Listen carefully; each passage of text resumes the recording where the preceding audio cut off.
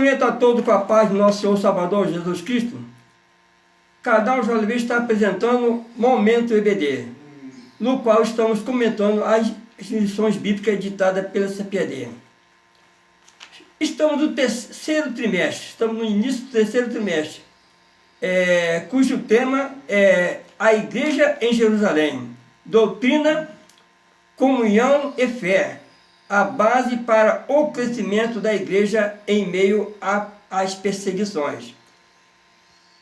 A lição de número 1 tem por título A Igreja que Nasceu no Pentecoste.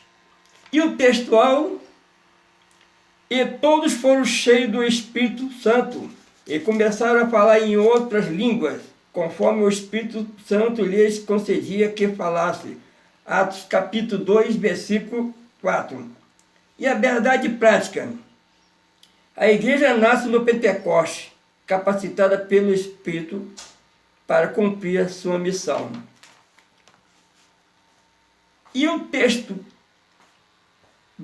bíblico básico da lição está em Atos, capítulo 2, versículo de 1 ao 14. Nós não vamos estar lendo para poder ganhar tempo. Vamos para a introdução. A igreja nasceu no dia de Pentecoste. Esse evento marcou o início de uma nova era, a era da igreja. O Pentecostes era uma das festas mais importantes dos judeus e acontecia 50 dias depois da Páscoa. Foi nesse dia especial que Deus derramou o Espírito Santo sobre todos os discípulos, batizando-os. O derramamento do Espírito no Pentecoste marca o início da igreja como uma comunidade de profetas, como foi profetizado pelo profeta Joel. No livro de Atos, Lucas ensina que esse acontecimento tinha um significado especial para o fim dos tempos, pois já havia sido anunciado pelos profetas do Antigo Testamento. Além disso, o Pentecoste foi uma prova clara de que Jesus havia ressuscitado. O propósito desse derramamento do Espírito Santo foi dar poder à igreja para testemunhar de Cristo ao mundo e levá-lo à verdadeira adoração. Isso é o que veremos nesta lição. Que aqui nessa lição vamos estar abordando esses fatos, esse evento que aconteceu no dia de Pentecoste, e isso ali deu início à igreja. E essa lição desse trimestre vai levar a entender como se deu esse evento e como iniciou a igreja a partir de então. Vamos estar indo para o primeiro tópico, que diz a natureza do Pentecoste bíblico. E primeiro subtópico, a natureza divina. Lucas relata que, por ocasião do derramamento do Espírito no dia de Pentecostes, foi ouvido do céu um som como de um vento veemente e impetuoso, que encheu toda a casa em que estava assentado, e que foram vistas por eles línguas repartidas como de fogo. Os estudiosos da Bíblia explicam que esses sinais são manifestações da presença de Deus, chamada de teofanias. Isso significa que Deus se revelou de maneira visível e audível, assim como fez no Monte Sinai, quando entregou a lei a Moisés. Naquela ocasião houve trovões, relâmpagos e um som forte, e o povo ouvia a voz de Deus e viu um grande fogo. Moisés depois lembrou o povo desse momento, dizendo: desde os céus que te fez ouvir a sua voz para te ensinar, e sobre a terra te mostrou o seu grande fogo, e ouviste as suas palavras no meio do fogo. O derramamento do Espírito Santo no dia de Pentecoste é sem dúvida uma manifestação de natureza divina. Aqui o relato de Lucas, em Atos, capítulo 2, evidencia isso de forma clara e questionável. A descrição do som vindo do céu, como de um vento veemente, impetuoso, bem como as das línguas repartidas, como que de fogo, não são meramente efeitos sensuais, mas sim sinais sobrenaturais da presença de Deus no meio do seu povo. E esses sinais, conhecidos como teofanias, sempre marcaram momentos decisivos na revelação divina ao longo da história bíblica. Não se trata de simples fenômenos de natureza, mas de manifestações visíveis e audíveis do próprio Deus, deixando evidente que aquele acontecimento não tinha origem humana, mas celestial. Ao observar a história do relacionamento de Deus com o seu povo, percebemos que esse padrão se repete. No Monte Sinai, Deus entregou a lei a Moisés. Em meio a trovões, relâmpagos, fogo e som extremamente forte, conforme registra Êxodo capítulo 19, versículo 16. Ali Deus se revelou de forma majestosa. E aí podemos dizer que até naquela época era até assustadora, demonstrando sua santidade, poder, soberania. Moisés, ao relembrar aquele momento ao povo, enfatiza que Deus fez questão de se manifestar de maneira perceptível ao sentido humano, para que não restasse dúvida de que Ele era quem lhe falava e agia. Desde os céus te fez ouvir a sua voz para te ensinar, e sobre a terra te mostrou o seu grande fogo, e ouviste as suas palavras no meio do fogo. Está lá em Deuteronômio, capítulo 4, versículo 36. Da mesma forma, no Pentecostes, o Espírito Santo não desceu de maneira silenciosa ou discreta. Pelo contrário, Deus escolheu se manifestar com sinais visíveis, audíveis, para que os discípulos e todos os presentes entendessem que aquilo vinha diretamente dos céus. O som semelhante de um vento impetuoso aponta para o sopro da vida e o mover poderoso do Espírito Santo.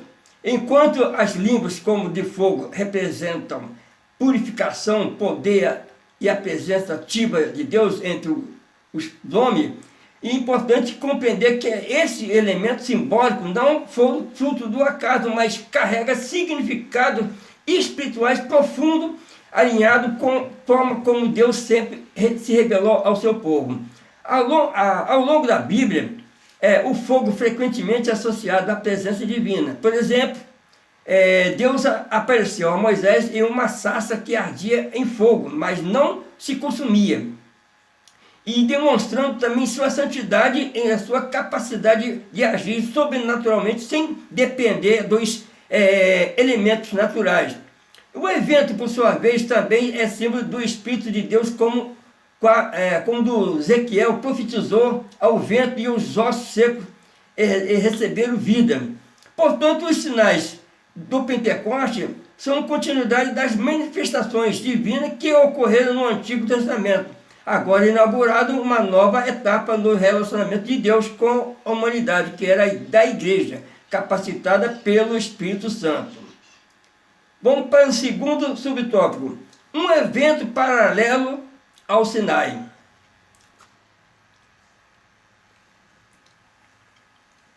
Assim como no Sinai, onde a presença de Deus se tornou real, como das experiências mais marcantes da história do antigo povo de Deus, de uma forma muito mais gloriosa e profunda, o Pentecostes marcou o encontro do Espírito de Deus com a igreja. Pentecostes, portanto, é a experiência do Espírito Santo. Lá no Sinai, a letra da lei foi escrita em tábuas de pedra. Aqui no Pentecostes, a palavra de Deus foi escrita nos corações. É interessante. O evento lá no Pentecostes possui uma conexão direta com como aconteceu no Monte Sinai. Ambos representam a manifestação de Deus. Aqui nós vemos aqui que no Sinai, Deus se revelou de maneira grandiosa, o povo de Israel, selando com eles uma aliança fundamentada na lei. Naquela ocasião, o Senhor escreveu a sua vontade em tábuas de pedra, empregando os 10 mandamentos como guia moral e espiritual para a nação de Israel, conforme registrado em Deuteronômio capítulo 9, versículo 10, versículo 11. Aquele foi, sem dúvida, um marco na formação do povo de Deus, que a partir dali assumiu um compromisso de viver em obediência aos mandamentos divinos. No entanto, aquilo que aconteceu no Pentecoste foi muito mais grandioso e espiritual. No Sinai, Deus escreveu a lei em pedras. No Pentecoste, ele gravou nos corações dos crentes. Jeremias profetizou que esse cumprimento, conforme está lá em Jeremias 31, versículo 33, que diz: esta é a aliança que farei com a casa de Israel, porei a minha lei no seu interior e escreverei no seu coração. E também o apóstolo Paulo também reafirma essa verdade quando ensina que agora somos carta de Cristo, ministrada por nós e escrita, não com tinta, mas com o Espírito de Deus vivo, não em tábua de pedra, mas nas tábuas de carne do coração. Lá em 2 Coríntios capítulo 3, versículo 3. E essa realidade mostra que o Pentecoste não foi apenas uma experiência sobrenatural isolada, mas sim cumprimento de uma promessa antiga e um paralelo espiritual do que ocorreu no Sinai. Se no Antigo Testamento Deus formou uma nação física, no Pentecoste ele formou um povo espiritual, que é a igreja, composta não mais de apenas por judeus, mas por todos quanto creem em Jesus Cristo, e seja de qualquer língua e povo ou nação. Vamos para o terceiro subtópico: centrada em Cristo e nos tempos finais. Na sua pregação no dia de Pentecostes, Pedro deixou claro que esse evento estava totalmente ligado a Jesus. Ele mostrou que o derramamento do Espírito Santo estava diretamente relacionado à morte, ressurreição e ascensão de Cristo. Isso significa que, embora o Pentecostes seja uma manifestação do Espírito Santo, ele também é cristocêntrico, ou seja, tem Cristo como seu centro. Sem a cruz de Cristo, o Pentecoste perderia seu verdadeiro significado, pois não há Pentecoste sem a cruz. Além disso, Pedro explicou que o Pentecostes foi o cumprimento da profecia de Joel, que anunciava que Deus derramaria o seu Espírito sobre toda a humanidade. Quando Pedro usou a expressão nos últimos dias, ele mostrou que esse evento tinha um significado escatológico, ou seja, estava ligado ao plano de Deus para os tempos finais. O Pentecoste, embora marcado pela poderosa manifestação do Espírito Santo, é um evento centrado em Cristo, carregado desse significado escatológico. Na sua pregação, Pedro deixa isso absolutamente evidente ao conectar de forma direta o derramamento do Espírito com a pessoa de obra e exaltação de Jesus. Ele explica que Jesus entregue conforme o plano da presciência de Deus, e morreu, ressuscitou e é exaltado à destra do Pai. Recebeu a promessa do Espírito Santo, que derramou sobre os discípulos. Esse encadeamento, podemos falar assim, dos fatos, revela que não existe Pentecostes sem a cruz, e sem a ressurreição e sem a ascensão de Cristo. Todo evento, todo Pentecostes encontra seu verdadeiro sentido na obra redentora de Jesus. Ele é quem torna possível que o Espírito seja derramado sobre a igreja. Então, o Pentecostes confirma que Cristo foi glorificado e por isso o Espírito foi enviado à igreja. Podemos destacar que a presença do Espírito no meio do povo de Deus é, portanto, evidência de que Jesus está vivo, reina nos céus e conduz a história segundo os propósitos eternos do Pai. Essa compreensão é fundamental, pois impede que o foco se desvie do centro do plano divino, que é Cristo. Toda manifestação espiritual verdadeira deve exaltar Cristo, porque é por meio dele que recebemos o Espírito Santo. Vamos já para o segundo tópico, o propósito do Pentecoste bíblico. O primeiro subtópico, promover a verdadeira adoração.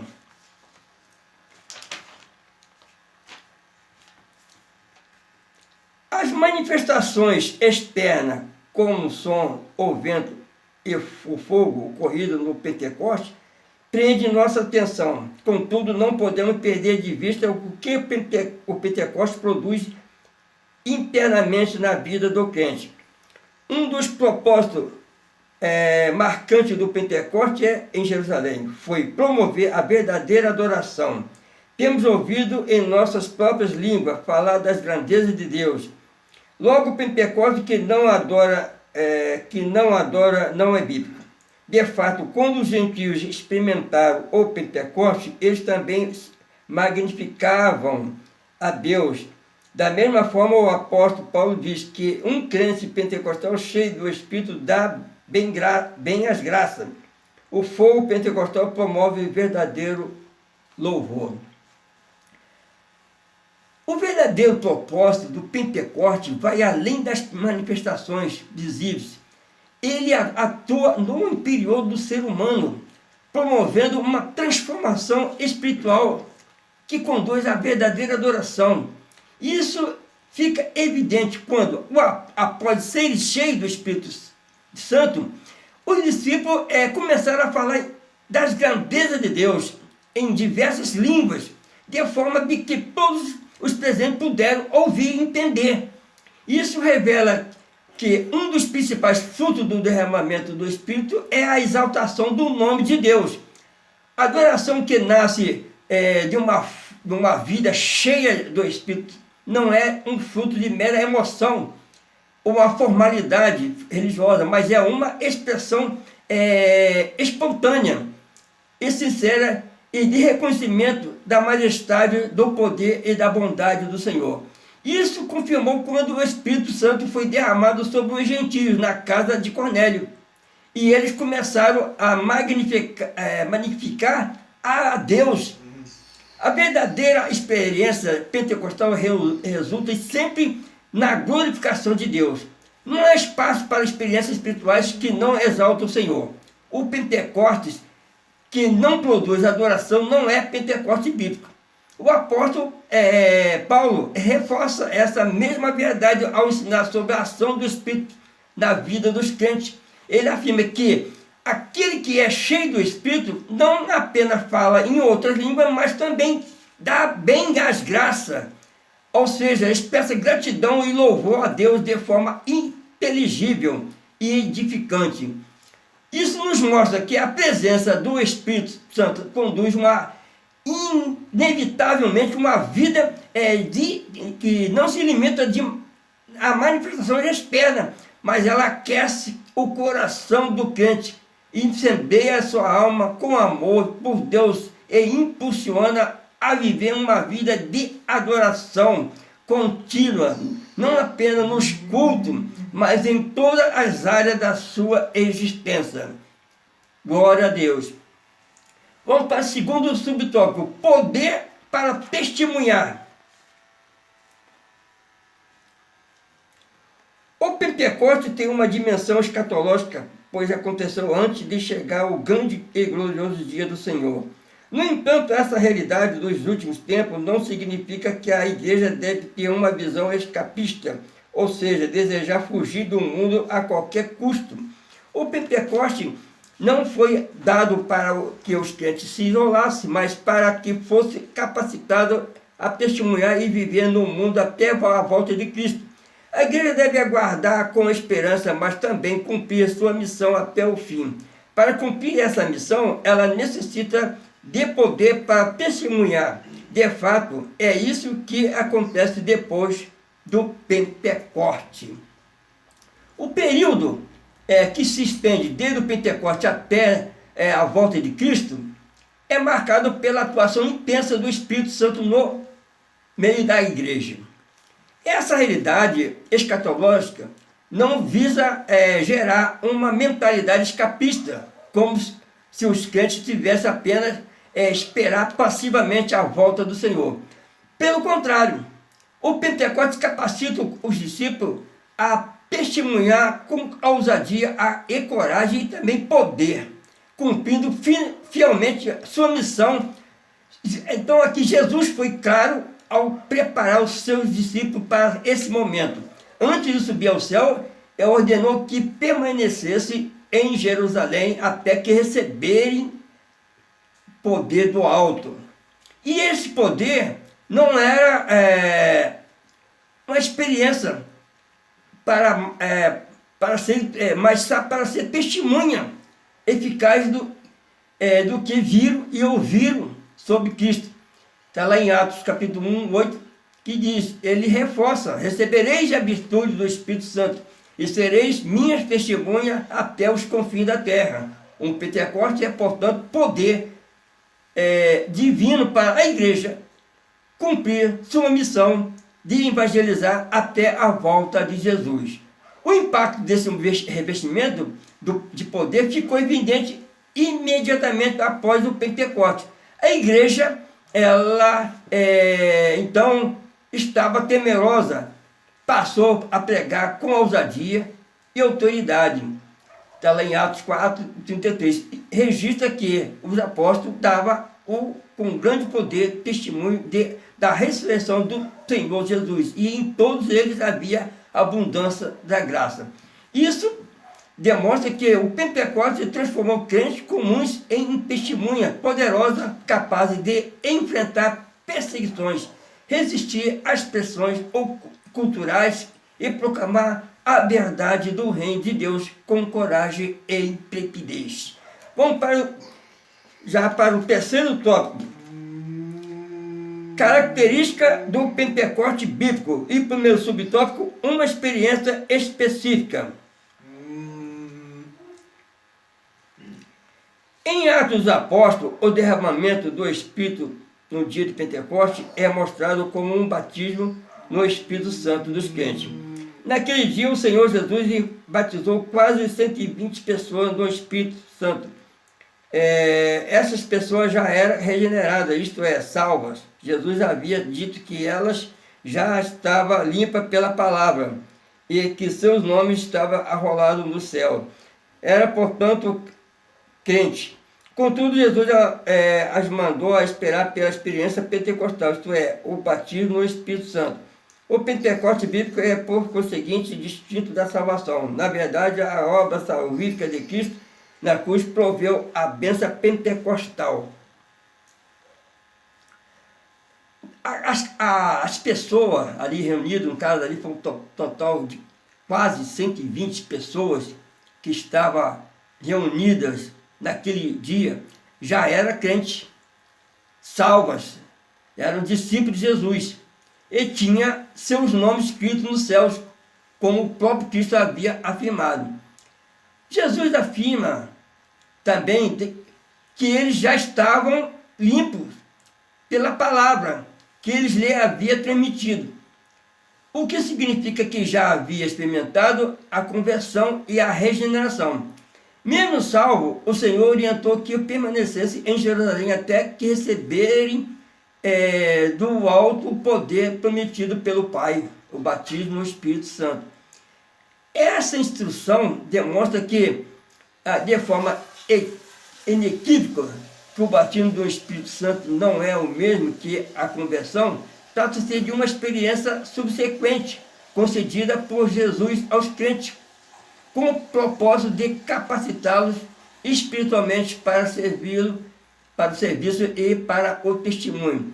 a própria sequência, no caso de Cristo, já cria um novo evangelho, mas ainda não havia recebido o batismo do Espírito Santo. Eles foram cheios do Espírito, falaram em outra língua, receberam capacitação sobrenatural para o ministério, mas somente após o derramamento no Pentecoste que eles foram capacitados. Vamos para o segundo subtópico, uma experiência definida e contínua.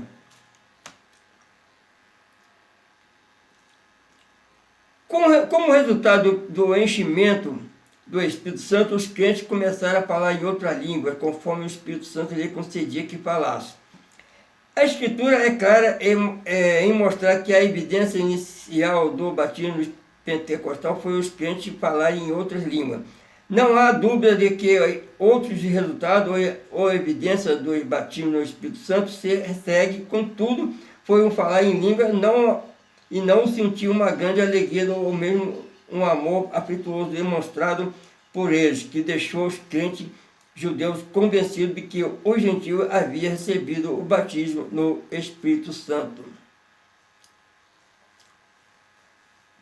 O relato bíblico é bem claro, é evidente, deixa bem evidente, que o batismo no Espírito Santo é ao mesmo tempo uma experiência definida e contínua na vida do crente.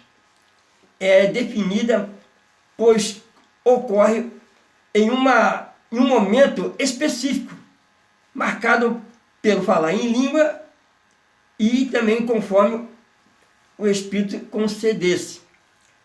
É contínua, pois após essa experiência o crente vive sendo cheio do Espírito, fortalecido, renovado e capacitado para sentir, servir e andar em comunhão com Deus. Lá em Atos capítulo 2, versículo 4, deixa claro que ao serem cheios do Espírito Santo, os crentes começaram a falar em outras línguas conforme o Espírito lhe concedia.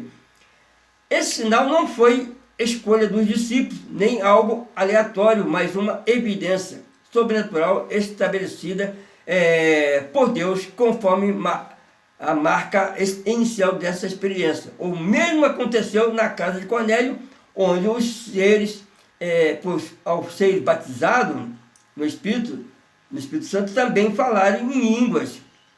Os judeus só se convenceram de que os gentios receberam o Espírito ao ouvi-lo falar em línguas e glorificar a Deus. Isso confirma que o sinal inicial foi em falar línguas. São sentimentos como alegria, paz e o amor, que são fruto contínuo da presença do Espírito Santo. Vamos para o terceiro subtópico, as línguas e o amor. A evidência física inicial ou sinal do batismo no Espírito Santo foi o falar em outras línguas. Não foi uma grande alegria, um amor afetuoso que evidenciaram o batismo no Espírito Santo. Paulo, por exemplo, disse que o amor de Deus está derramado em nosso coração pelo Espírito Santo que nos foi dado. O apóstolo escreveu para a igreja pentecostal, e o amor aparece aqui não como evidência do enchimento, mas de crescimento e maturidade em Cristo. As Escrituras não apresentam uma alegria, paz ou amor como sinais do batismo no Espírito. Essas manifestações são fruto do Espírito e sinais da maturidade espiritual, não do sinal inicial do batismo pentecostal. O apóstolo Paulo esclarece que o amor de Deus está derramado em nosso coração pelo Espírito Santo que nos foi dado. Ele fala da presença do Espírito que habita em todo regenerado, não do batismo no Espírito Santo. É importante entender que todo salvo possui o Espírito Santo habitando em seu coração. como selo da salvação. Mas isso é distinto do batismo no Espírito, que é uma capacitação adicional específica, sempre acompanhada pela evidência do falar em língua. Quando Paulo escreveu sobre o amor em 1 Coríntios, capítulo 13, ele fala de uma igreja pentecostal que já experimentava os dons, inclusive ao falar em língua. Ele corrige o mau uso dos dons, ensinando que, embora legítimo, é importante, eles devem ser exercidos em amor. O amor não é um sinal inicial do batismo, mas o fruto da maturidade espiritual. Essa é a maior evidência da presença constante do Espírito, mostrando em que o crente foi batizado e continua se transformando diariamente a imagem de Cristo. Portanto, é fundamental compreender que as línguas são a evidência inicial, o sinal que a marca de forma clara e pública que o crente foi revestido de poder do alto. O amor, por sua vez, é um selo do crescimento espiritual, da santificação e do desenvolvimento do caráter cristão. Ambos são fundamentais, mas ocupam lugares distintos na vida do crente. Uma experiência pentecostal que se limita ao falar em língua, mas que não gera fruto, como amor, domínio próprio, bondade e misericórdia, revela a imaturidade espiritual que busca o amor ético e virtude, mas rejeita o batismo no Espírito como língua e ignora uma das grandes promessas de Cristo para a igreja. O verdadeiro pentecostal valoriza tanto o sinal das línguas quanto o fruto do Espírito, especialmente o amor, que é marca dos discípulos de Jesus. Vamos para a conclusão.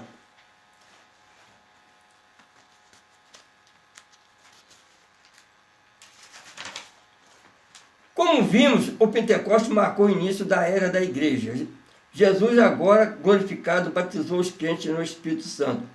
O Espírito Santo os inseriu no corpo de Cristo, que é a igreja, cujo nascedouro foi no Pentecostes.